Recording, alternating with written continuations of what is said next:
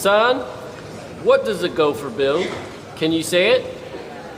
Well, who knows? A really rich doctor said you were a bummer. And I think you don't know algebra. No, we're talking science, bud. The science of what? Is that a tiger? One of your friends promised me I could flick you in your face. Absolutely, you may not do that. Hit him in his cringy smirk, for real. I brought the tiger. Really, you got somebody on the organ now? Hey man, you're gonna pay for dinner. You're gonna pay. No, I'm gonna get off it.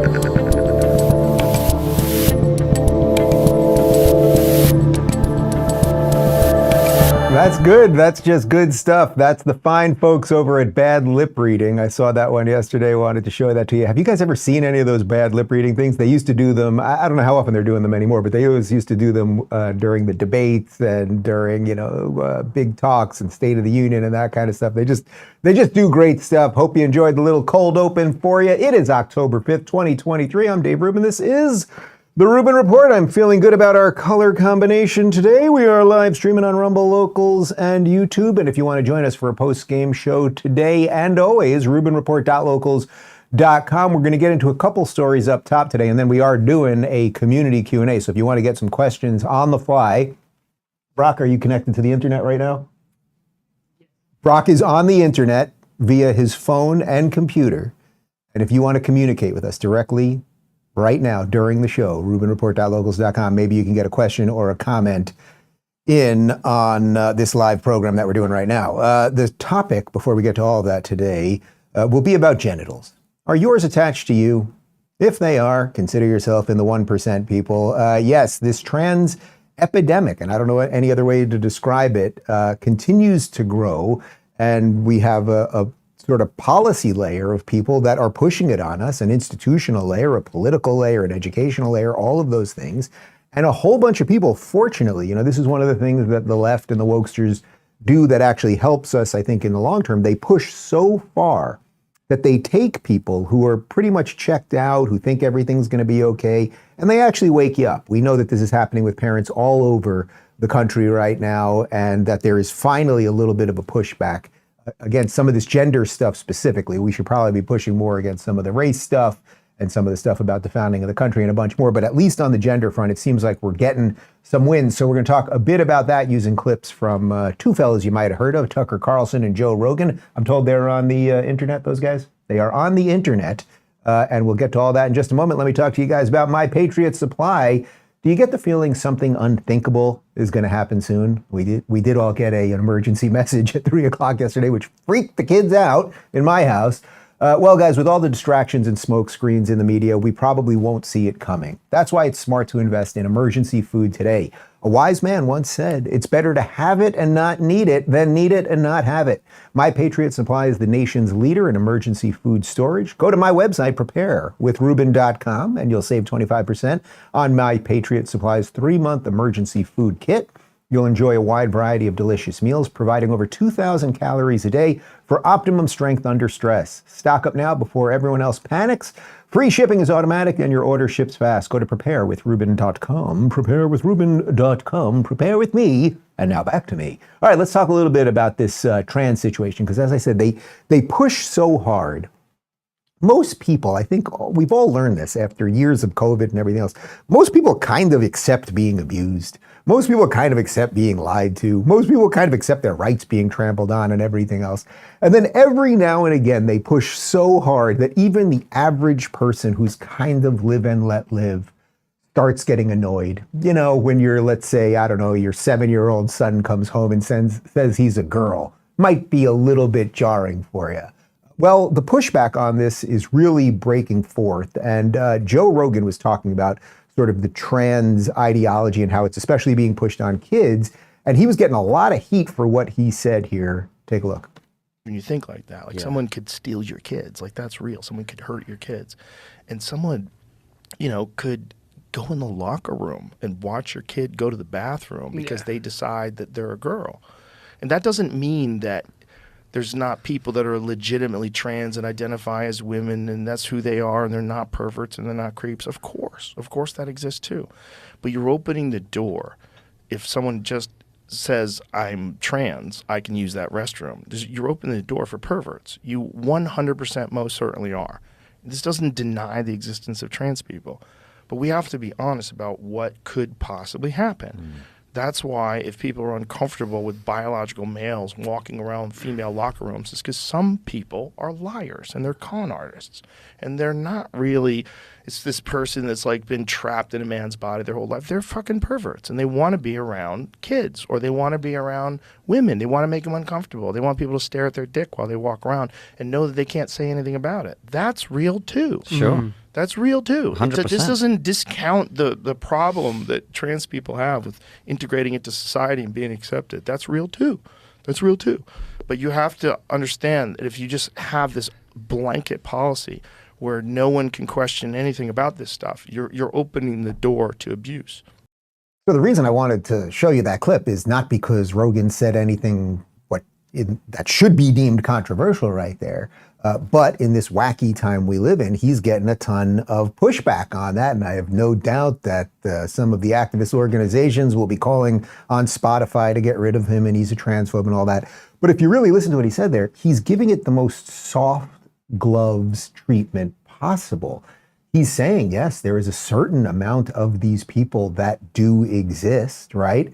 But we have to figure out how to integrate them into society. And while we're doing that, you want to make sure that the bad actors, the guy who suddenly at 45 wants to put on a dress so that he can go into a woman's locker room at the gym and show off his wang, you don't want to empower that guy. You don't want to empower the people that are trying to confuse children about their gender identity and all those things. So he's doing it as softly as possible.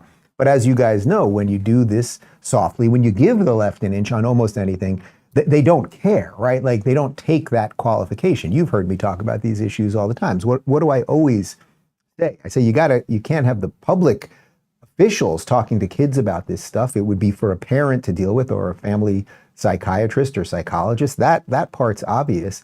But the idea that society is sort of upending all of our norms, who can be in what bathroom, who can be in what locker, what teachers can talk to kids about privately and hide from parents, that we're upending all of those things, although we are reversing that here in the free state of Florida, it's actually dangerous. So I want to go to something else that was going around yesterday. Tucker Carlson on his new show on X/Twitter had a policy expert who's now done a documentary about the what he calls Trans Inc. His name is Chris Moritz. And he talked a bit with Tucker about the financial incentives behind this growing industry of basically taking children and transitioning them into the other gender. In terms of the pace of growth for, let's say, clinics serving pediatric patients on gender issues, in last 15 years in the United States, we had 0 down to over 100 Clinics for kids.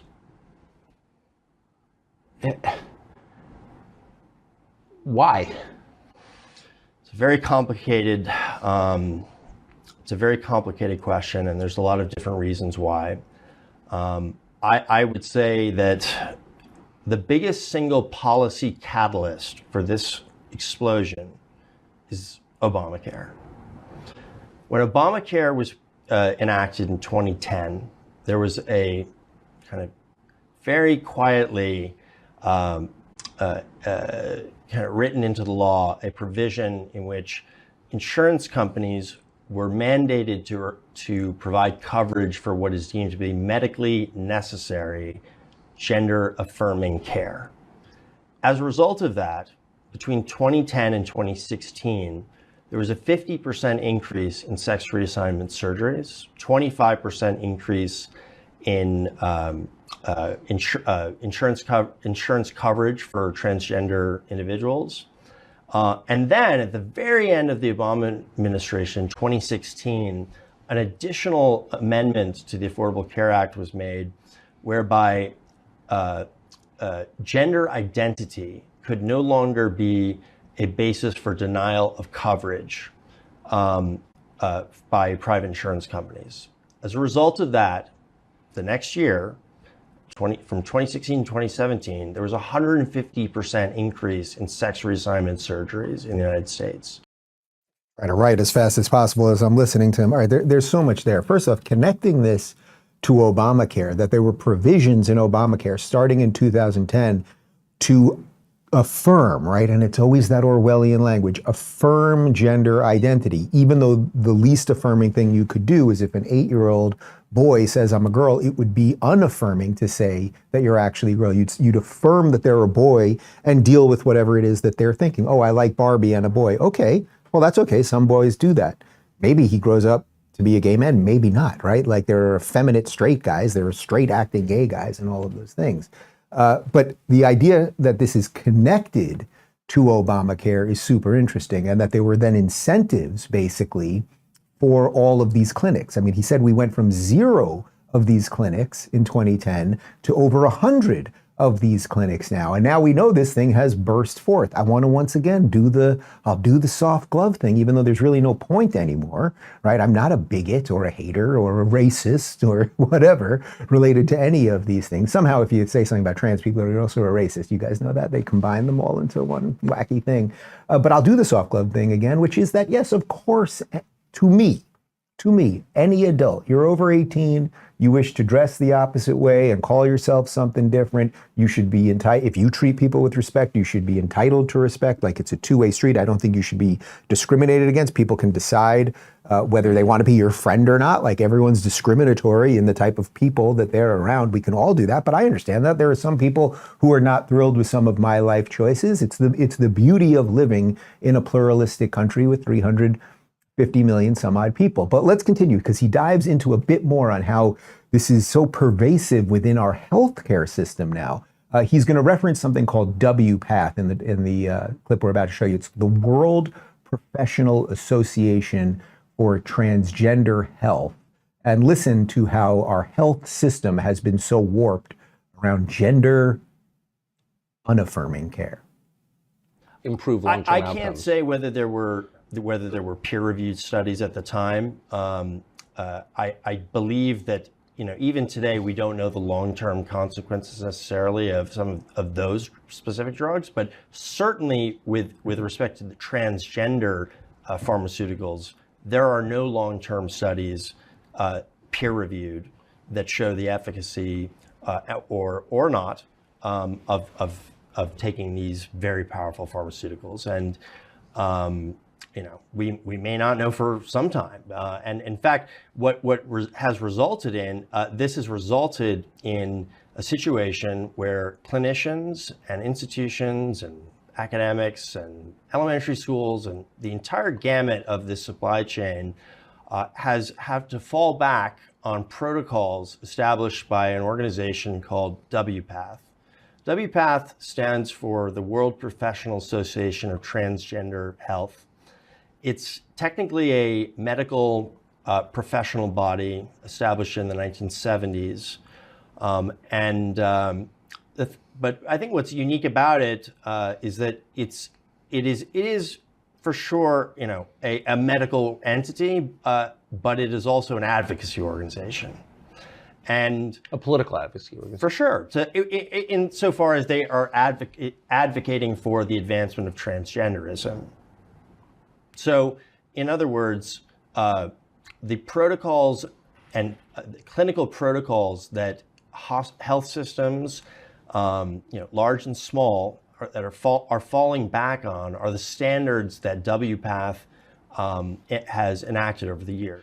All right, so he's making a really interesting point there. The whole system itself, the financial incentives, and then these activist organizations, the system is designed to push more people to transition. What are the chances? Really think about this.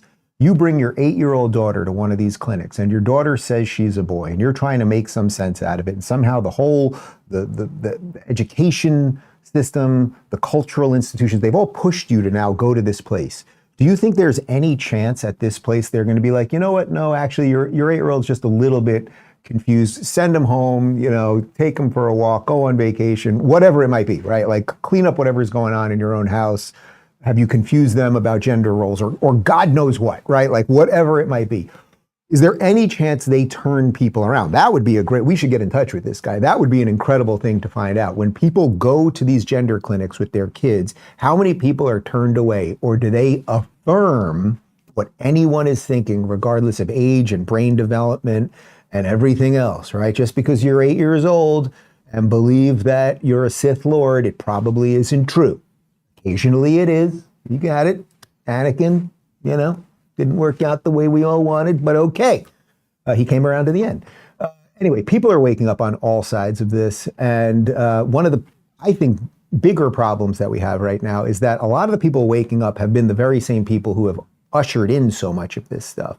We see this all the time, right? Like, so a lot of the liberals who say nothing as this is going on, and when people 5 years ago were screaming about this, they were saying you're transphobes and bigots, then it starts sort of arriving at their door and they kind of come around. Now, I suppose better late than ever, but this is an interesting video because this is bursting forth not just in the United States, it's happening all over Western society. As you know, it's interesting that it keeps happening in Western society. Isn't that bizarre? But here is a video of UK Prime Minister Rishi Sunak, and he's kind of coming around to biological reality. Hot diggity damn. We are going to change this country, and that means life means life. Now, that shouldn't be a controversial position. The vast majority of hard-working people agree with it. And it also shouldn't be controversial for parents to know what their children are being taught in school about relationships. Patients should know when hospitals are talking about men or women. And we shouldn't get bullied. Wow, UK Prime Minister Sunak, apparently a big Ron DeSantis guy, right? Parents should know what's going on. We should accept biological reality. These are things that should not be debated anymore. Like, yeah, a bunch of us that were screaming about all of this stuff and warning that all these weird things were a-coming. And by the way, there are more weird things a-coming because it never stops, right? It never stops. There will be something weird after this. But have no doubt, the radical left that exists in the UK, and they have a very strong radical left. They're maybe not quite as sort of ubiquitous in every part of society as we have here, but they will come after Rishi Sunak. There's no doubt about that. And how do we know that? Well, one of the people who put the trans issue on the map with the lightest pushback ever was once beloved. I mean, everyone in the entire country and all over the world loved this woman, J.K. Rowling, who created Harry Potter, of course. And then you may remember some years ago, she basically just said, hey, there's biological differences between boys and girls. I'd rather girls not get, beat up in boys wrestling. That was in essence what she said on Twitter. Let me show you, this went on Twitter over the years. I'll read one tweet from her. This is from 2021. She wrote, the question at the heart of this debate is whether sex or gender identity should form the basis of decisions on safeguarding provision of services, sporting categories, and other areas where women and girls currently have legal rights and protections. So that's just one of many of the tweets that we could have read of hers. But she talks about it in a very decent, calm way. She's quite an exceptionally good writer. And again, beloved by everybody, right? Everybody loves the Harry Potter things. Children's dreams have been made by these books and then the movies. And all she was saying was, hey, girls should be protected. We should just have a conversation about that. Well, I don't have to tell you, you guys know, over the last couple of years, the left, the woke mob in the UK and really all over the world has just tried to destroy her and cancel her. They've tried to remove her name from the books, like just so much insanity. And well, here we go. I was sent this video this morning. This is a radical trans activist in the UK celebrating the death of J.K. Rowling. And I saw it, so now you have to see it. Here we go.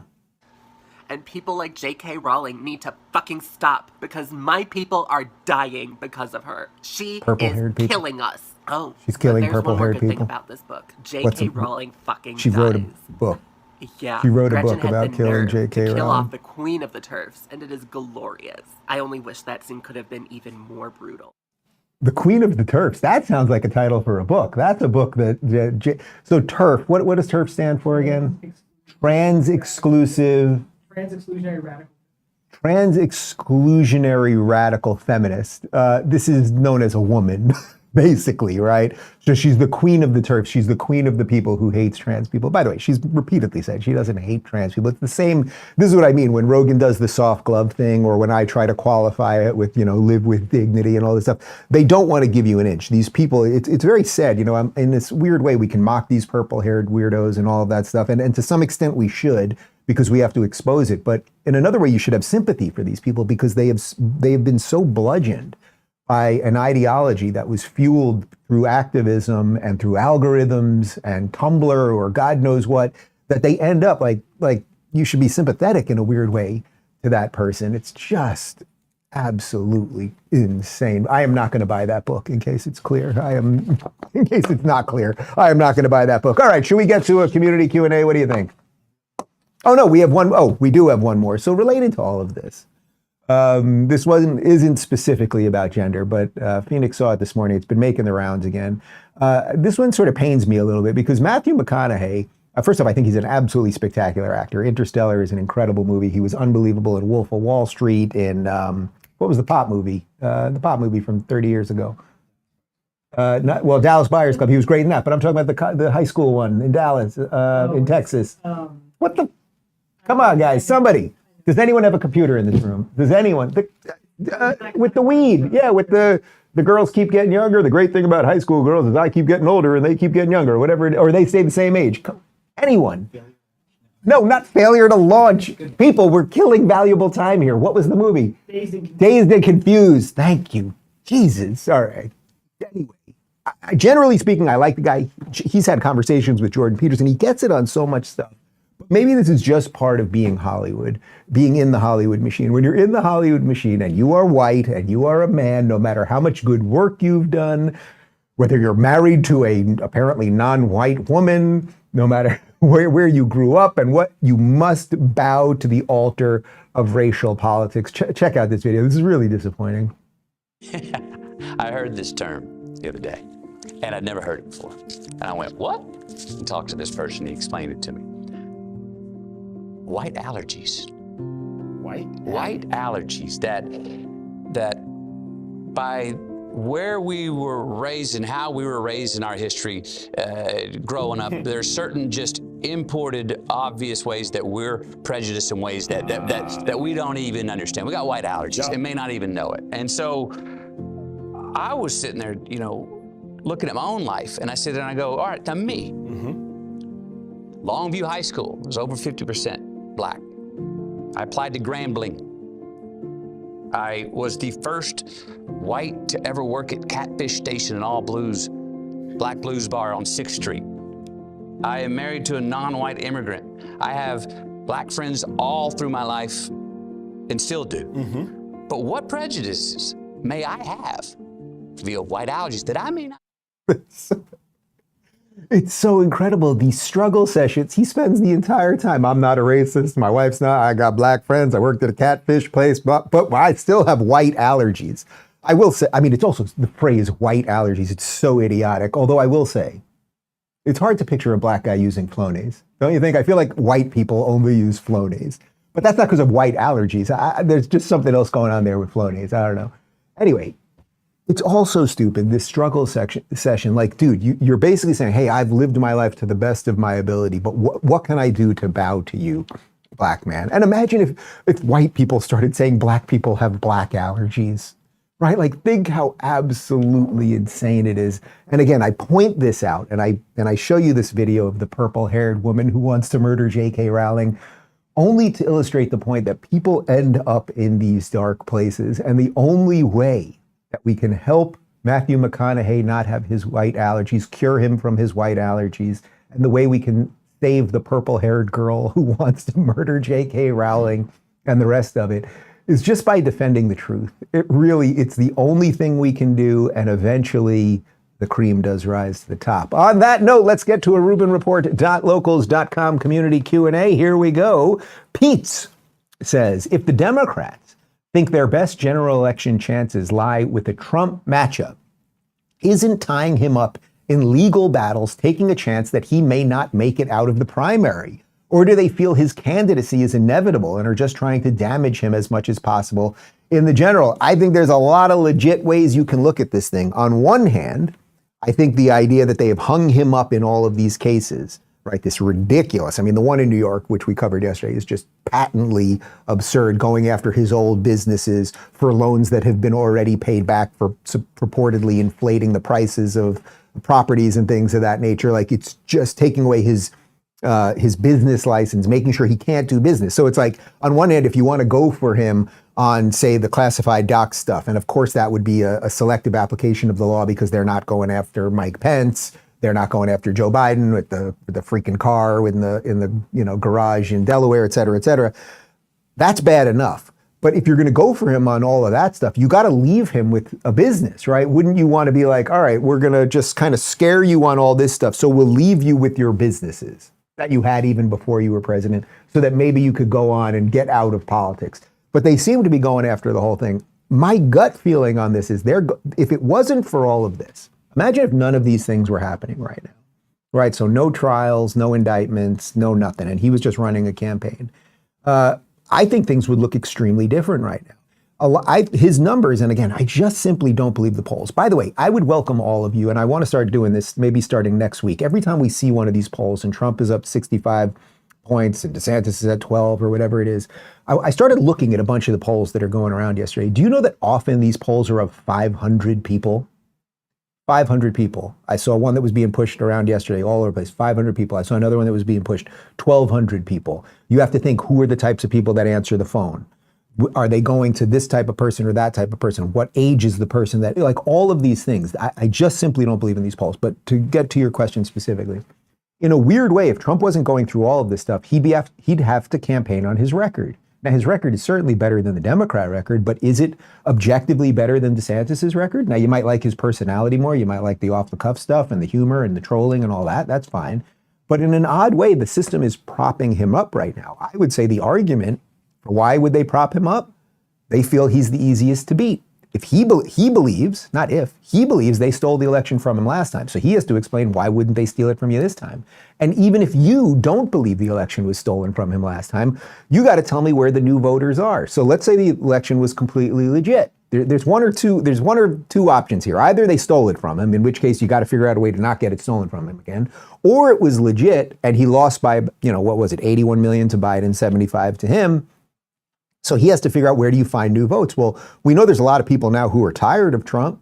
We know that there's a whole bunch of people who will walk over glass to vote against Trump. So where is the math in that? Where are the numbers in that? So it's a little hard to tell what the system is doing right now. My gut feeling is they're propping him up and keeping him in the news because they think he's the easiest to beat. And there is some guy out there who could get some crossover people. I think you know who I'm talking about. Amy says, we're at the end of Generation Alphabet. There's Gen X, the yuppies, Gen Y, the millennials, and Gen Z, the Zoomers. What should the next generation, my kids' generation, be called? Woo! They have a name? My kids have a Gen Alpha? We're going, that's boring. No, I don't like that. I don't think we have to just keep it around like the letter in a, right. I don't like that. I would love it to be like, how about like the builder generation, the fix-it generation, the no BS generation, like maybe the kids that are, being born now up to say 10 years old, who will be born, during the time of a pushback from like the true lunacy that I just spent the opening of the show talking about. Maybe they will be the generation. And by the way, we see evidence of this even in the Zoomers now, who are leaning a little more conservative, right? Because they grew up in a time being told by adults that they couldn't leave their room and had to be injected with things, and God only knows, after years of vaccine injuries as they grow up, they're going to send a lot of their parents to very shitty old age homes. But I would love to see, whatever you want to call it, alpha, beta, well, I don't want to call it beta. We'll call it alpha's better than beta, I suppose. But I would love to see the generation of my children be the ones who really come in, no BS. We got educated in better ways because we funded students instead of systems. We got our kids out of all of these institutions, whatever they are, the cultural and educational institutions and everything that confused them and all that stuff. And we sent them into the world to go fix it. And I guess I suppose that's a challenge for us in Gen X and Gen Y. And and even slightly younger, who are the parents of these kids. Frank says, who decided Congress should reconvene next Tuesday? And why is the Republican Congress going along when the matter of House Speaker is so important? Right, so Congress is off now for a couple of days, although obviously there's going to be a lot of backdoor deals and everybody's trying to figure out who the next Speaker of the House is. As I mentioned yesterday, it does sound like Jim Jordan is kind of the leading candidate right now because Gates likes him and a lot of the McCarthy type people like him as well. I've interviewed him a bunch of times. I think he's a good dude. He gets the issues. He's really big on free speech and fighting big tech and all of that stuff. But in essence, they have pushed all of the meetings to next week. And I'm getting some info here from You're sourcing NPR on the Rubin Report? Oh my God, I'm reading this on the fly. I can't swear to its veracity. North Carolina Representative Patrick McHenry, who chairs the Financial Services Committee, has been named Speaker pro tempore, an interim role with limited authority. His first act was to declare House in recess. Okay, so we have this temporary guy. We're in recess for a couple days next week. I think we're going to have Thomas Massie, who I referenced yesterday, as just kind of one of the sane guys. One of the sane guys who I'd like to think is liked by people on both sides, but that's getting harder and harder. But like, he's just a decent freaking human being. He's also, if I'm not mistaken, can you check this? Is he a physicist, Thomas Massie? He took a Tesla car battery and he runs his entire house on it and he built it himself. He's either a physicist or he's a mathematician or something. But anyway, and he's just a good man. He's just a good man. We were going to try to have him on tomorrow, but then when I found out that this recess was happening, we're going to push that to next week. And maybe we can get him, even if he's literally walking in the halls of Congress on his phone. That would be just fine. What is he? Is he a...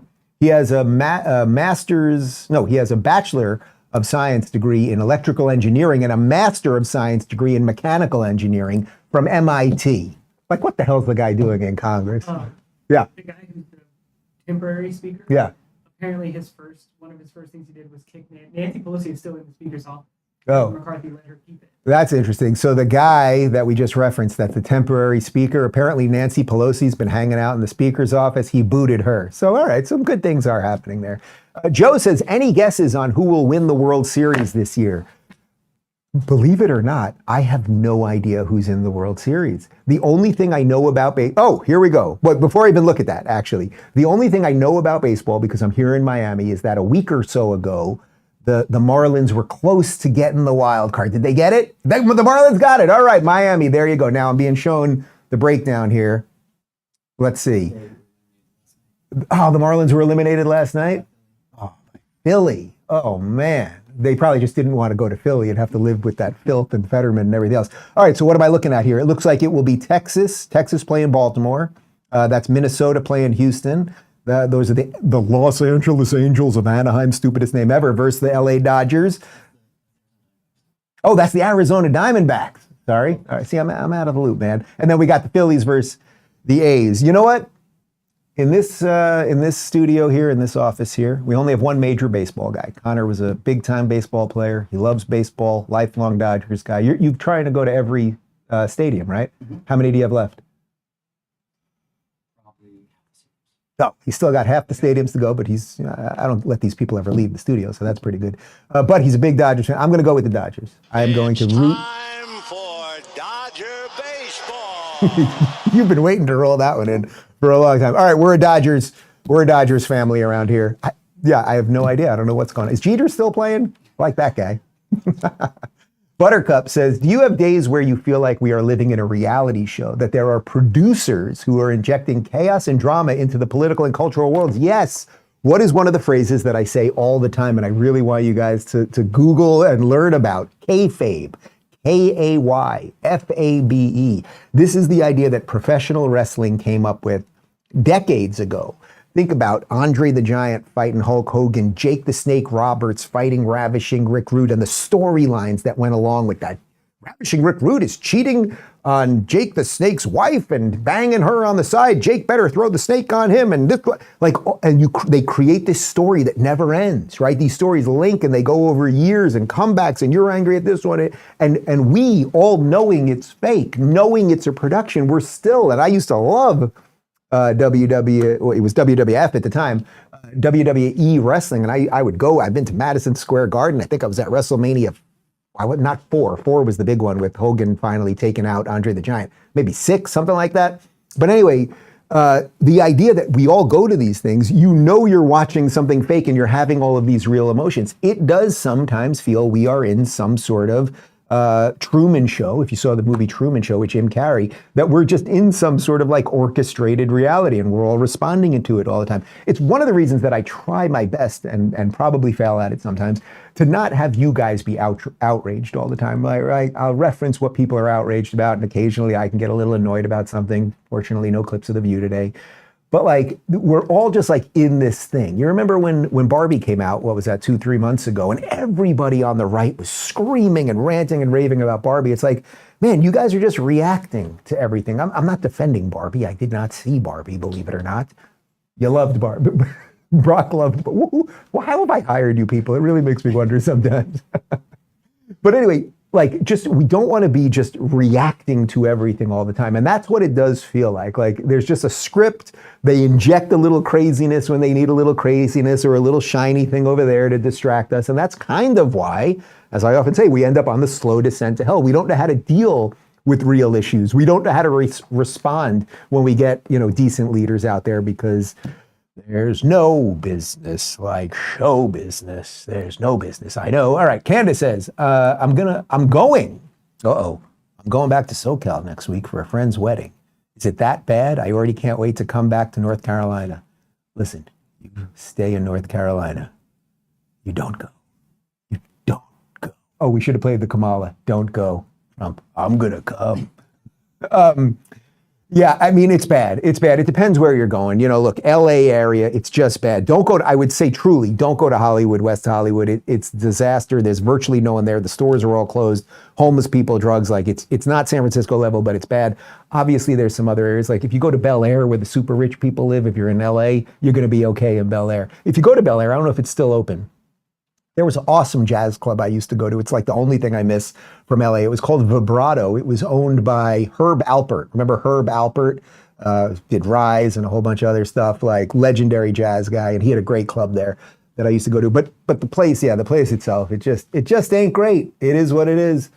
Dellen says, are you as disappointed in the congressman who didn't support Matt Gaetz? I think they should have kicked McCarthy to the curb when he folded on Ukraine, the January 6 tapes, and the budget, to name a few. Look, I am completely with Gaetz on a bunch of this stuff, like the one item votes, like instead of all of the pork, right? And that if you don't vote for they basically put out a border wall and somehow you say, okay, I do want to fund the border wall. You ended up also giving Ukraine $200 billion. Insane. Funding the gender studies in Pakistan, as I've talked about. All of these crazy, like these things that you cannot believe. Literally looking at the genitals of turtles and all of the weird things that they're up to. That wasn't a Mitch McConnell joke. That was just a straight up turtle comment.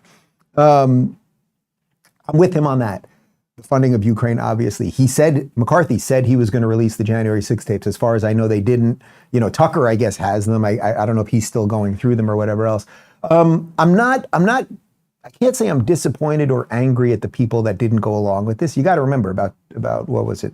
150 some odd Republicans did not go along with it. 8 did, and cut some kind of deal with the devil with the Democrats to get rid of McCarthy, and that's fine. And again, as I said yesterday, I'm not saying McCarthy's great, but I would reference the speech that we played yesterday of Thomas Massey, basically saying, hey, I've been around for a while. I've seen guys like John Boehner who didn't do anything when they were speaker. I've seen guys like Paul Ryan, who the MAGA base hates Paul Ryan, right? Who didn't do anything when they were speaker. He said, this has been the most conservative Congress. You may not like all of it.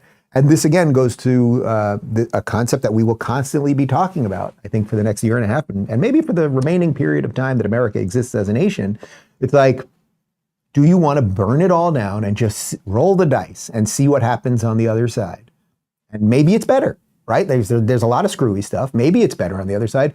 Or do you want to take something that was really hard to build and precious and whatever, and it's infected with lobbyists and all that stuff, and figure out how to marginally make it better? That was the McCarthy view, and Gaetz has a different view. So I'm not angry at those people.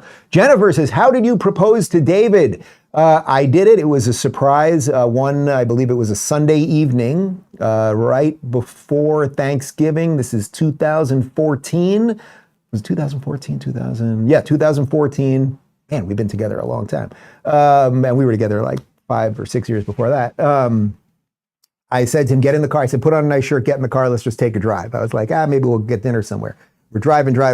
Then we start getting to like a more shady part of LA. We're kind of in like the Compton area. You don't go to dinner in Compton, and it's getting weird or whatever. And then he sees that we're turning into the Forum. The Forum's where the Lakers used to play. They don't use it for sports anymore. I don't think it's now just for concerts and things of that nature. He did not see any of the signs outside, and he's looking at me like, are you taking me to a Star Wars convention? Is that what we're doing right now? That's what he thought we were doing. And we get in there, and it was Fleetwood Mac, and Fleetwood Mac is his favorite band. Loves Stevie Nicks, loves all of them.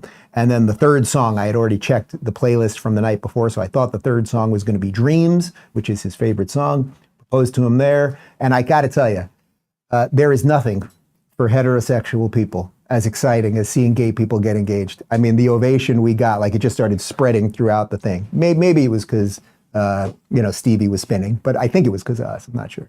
Anyway, which that's actually gayer, honestly, Stevie Nicks spinning around stage. Richard says, do you think Jim Jordan can carry the votes to be speaker? I feel he could have at the beginning of the session, but only bowed out of consideration in deference or deference to McCarthy, meaning he could have got it the first time around, and he can. Yeah, he did bow out last time. I think he can get it because he's really liked by the Trump contingent.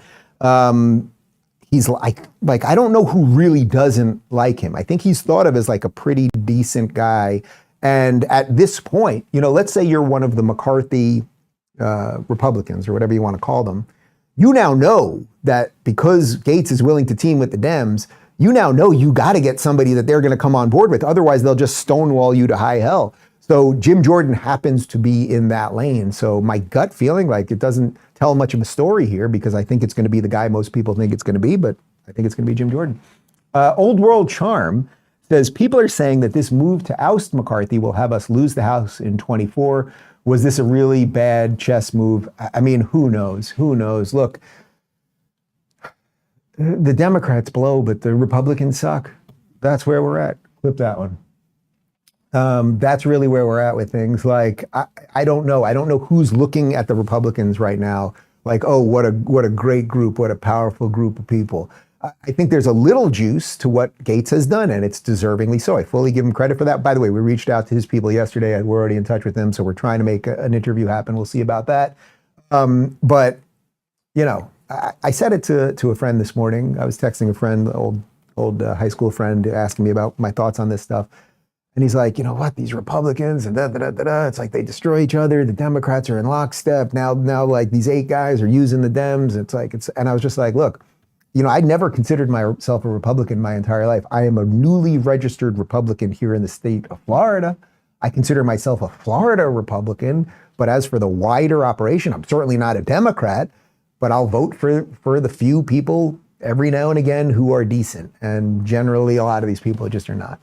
Chipster says, has Dave ever had a Whataburger? If so, what's his opinion? Yes, I had Whataburger a couple times. It's been a few years. I think the last time was in Texas somewhere. Maybe it was in Tennessee, if I'm not mistaken.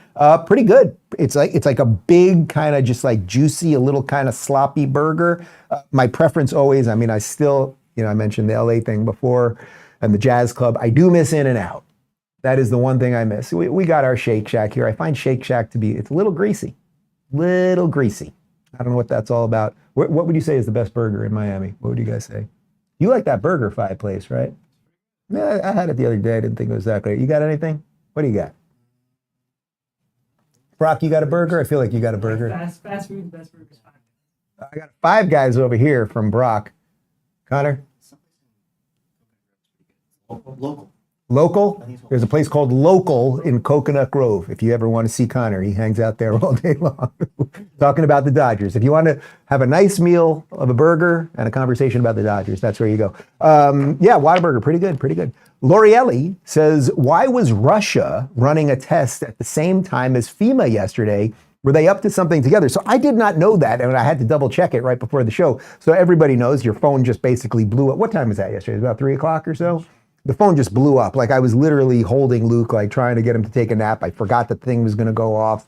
I just like, So So they just want to know that they can control us at any moment. The aliens have landed. Get in your basement. Okay. But apparently the Russians, we did check, the Russians ran a test at the exact same time. Like, who does that better, me or The Rock? Yeah, I mean, I don't know.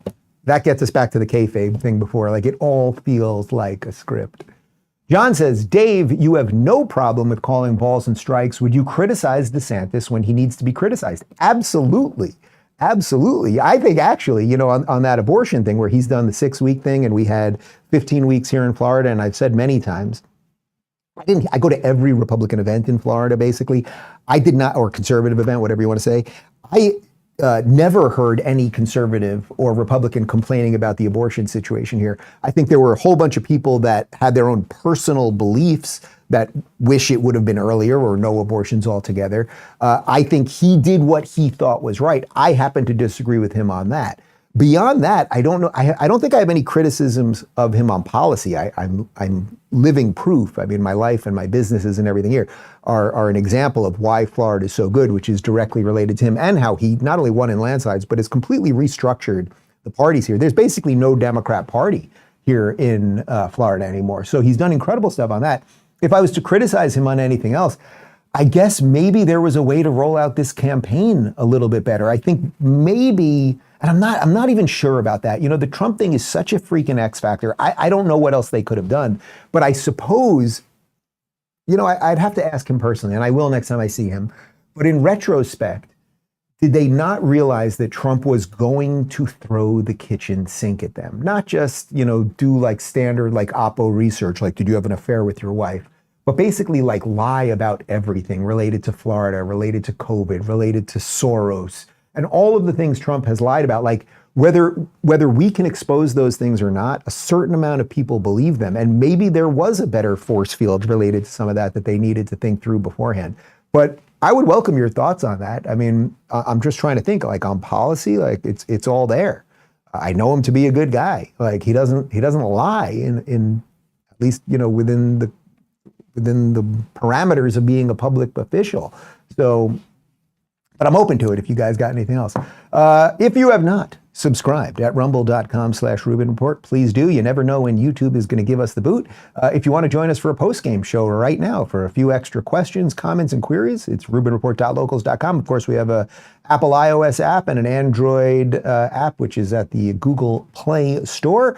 Tomorrow, we've got the panel back. We've got Libby Emmons and Sarah Gonzalez from The Blaze and Libby from Post Millennial. We leave you, this is an oldie but a goodie. People that you don't see much of these days, but they're still around apparently, and we'll see everybody on the other side. 2 minutes early. I know you love it. I know people are watching. I did not. You loved it. You owe me a minute and 19 seconds. Yeah, I'll give it to you. I'll give it to you.